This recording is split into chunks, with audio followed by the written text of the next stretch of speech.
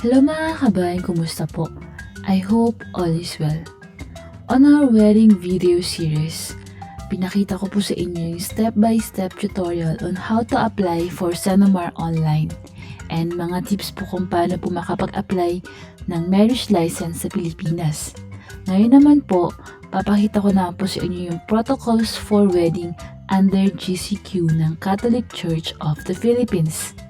Let's start!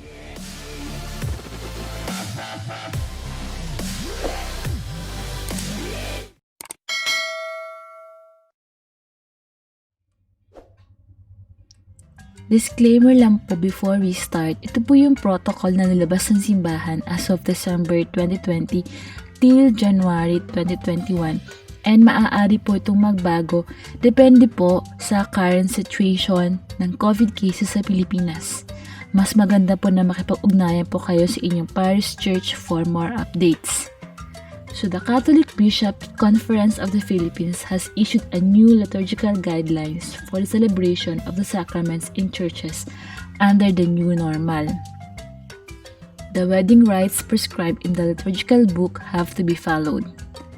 But due to the demand of the social distancing, wedding celebrations this year will have to be simpler than the usual. We have to forego all of the secondary elements of the normal wedding ceremonies like the wedding entourage or abays. Only the bride and the groom, the parents of the couple, and one set of sponsors are to be present in the ceremony, following the Interagency Task Force protocol below.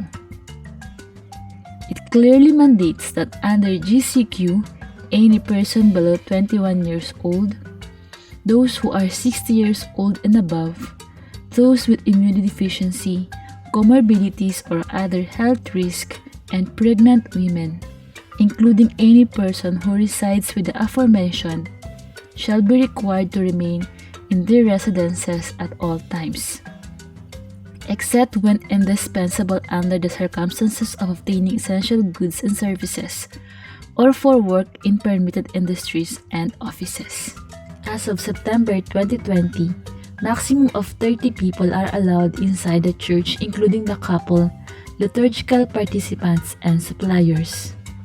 Attendees should all wear face masks and face shields and observe physical distancing 1.5 meters between persons at all times.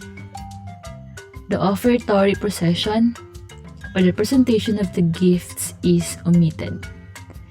Gifts brought for offertory is placed in a basket prepared near the main entrance. Ushers are assigned to bring the gifts to the altar. Holy Communion is distributed only on the hand, and no holding of hands during the singing, praying of the Our Father, and no shaking of hands during the sign of peace. Ito po yung mga protocols in the new normal wedding in the Catholic Church in the Philippines. Sa mga nagbabalak po magpakasal, sana po nakatulong po ang video na to. And best wishes po sa inyo. Thank you for watching. Bye!